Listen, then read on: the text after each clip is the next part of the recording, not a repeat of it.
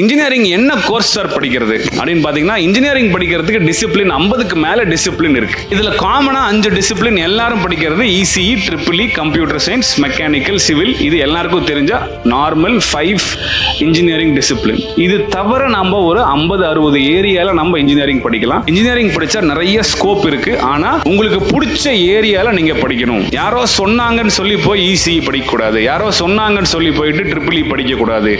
உங்களுக்கு பிடிச்சிருந்தா அந்த துறையில வேணால் நீங்க போய் இன்ஜினியரிங் படிக்கலாம்.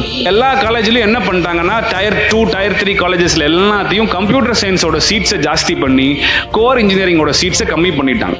இப்ப சிவில் இன்ஜினியரிங் படிக்கிறதுக்கு ஆளே கிடையாது. மெக்கானிக்கல் படிக்கிறதுக்கு 240 சீட்ஸ் இருந்த காலேஜஸ் எல்லாம் இப்ப 60 சீட்ஸ் ஆக்கிட்டாங்க.